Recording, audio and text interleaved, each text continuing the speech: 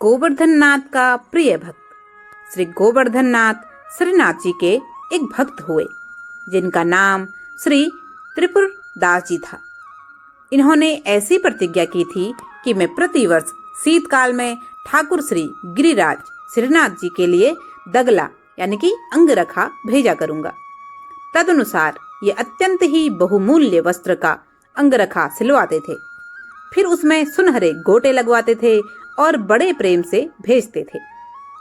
यही कारण है कि इनका भेजा हुआ अंगरखा ठाकुर श्रीनाथ जी को अत्यंत प्रिय लगता था और मंदिर के गोसाई श्री बिट्ठुल नाथ जी भी उसे बड़े प्रेम से श्री ठाकुर जी को धारण करवाते थे।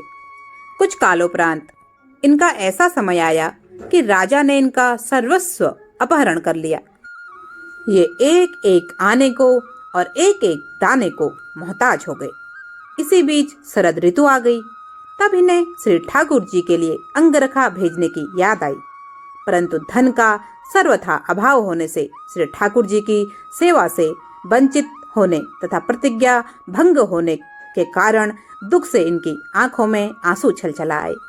एकाएक पीतल की एक दावात इनकी नजर में आई। इन्होंने मन में निश्चय किया कि इसको बेचकर श्री ठाकुर जी की सेवा करूंगा। श्री त्रिपुरदास जी ने पीतल की दावात को बाजार में बेचा। उससे उन्हें 1 रुपया मिला। उस रुपये से इन्होंने केवल मोटे कपड़े का एक थान खरीदा, फिर उस कपड़े को लाल रंग में रंगा, परंतु फिर भी इनका साहस नहीं हुआ कि ऐसे साधारण वस्त्र को लेकर हम कैसे श्री गोसाई जी के पास जाएं। अतः उसे घर में ही रख लिया। सोचा था कि श्री गिरिराज जी की ओर से कोई आएगा तो उसके द्वारा भिजवा दूंगा। इसी बीच श्री गोसाई जी का कोई सेवक अपने गांव आया हुआ सहज ही दिख गया। फिर तो उन्होंने वह वस्त्र उस सेवक को देकर कहा, आप इसे भंडारी जी को दे देना। यद्यपि यह वस्त्र श्री गोसाई जी के किसी दास दासी के भी पहनने योग्य नहीं है, तो भी मुझ दीन की यह तुच्छ भेंट आप ले जाइए, परंतु एक बात का ध्यान रखिएगा, मेरी आपसे यह प्रार्थना है कि इस वस्त्र का समाचार श्री गोसाई जी को मत सुनाइएगा। उस सेवक ने श्री त्रिपुरदास जी के वस्त्र को लाकर भंडारी जी के हाथ में दे दिया और उस भंडारी ने उस वस्त्र को बिछाकर उसके ऊपर श्री ठाकुर जी के श्रृंगार के और बढ़िया बढ़िया वस्त्र रख दिए। परंतु परम स्नेही ठाकुर श्रीनाथ जी से भक्त के इस प्रेमोपहार की उपेक्षा सही नहीं गई। वे व्याकुल होकर बोले, मुझे बड़े जोर से ठंडक लग रही है, शीघ्र इसको दूर करने का कोई उपाय करो। तब श्री गोसाई जी ने बहुत से सुंदर सुंदर वस्त्र श्री अंग पर ओढ़ाए, परंतु ठंड नहीं गई।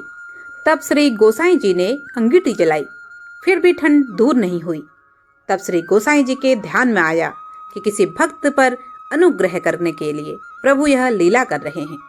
अतः तुरंत ही सेवक को बुलाकर पूछा कि इस वर्ष किस किस की पोशाकें आई हैं। किताब वही खोलकर सेवक ने सबका नाम सुनाया, परंतु त्रिपुरदास जी का नाम नहीं लिया। गोसाई बिट्ठुलाल नाथ जी ने कहा कि मैंने भक्त त्रिपुरदास का नाम नहीं सुना, क्या इस वर्ष इनके यहाँ से पोशाक नहीं आई?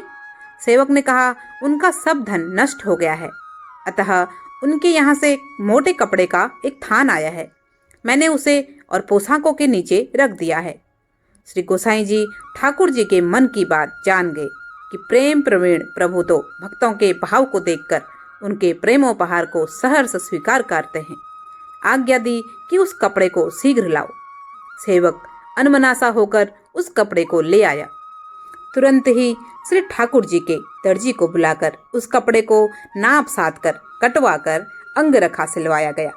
श्री गोसाई जी ने तुरंत उस अंगरखे को श्री ठाकुर जी के श्री अंग में धारण कराया।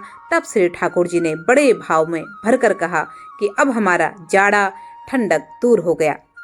कहानी पसंद आए तो कृपया एक लाइक जरूर करें, चैनल पर नए हैं तो सब्सक्राइब करें और कमेंट बॉक्स में जय श्री कृष्णा जय श्री राम अवश्य लिखें। आपका बहुत बहुत धन्यवाद। जय जय श्री राम।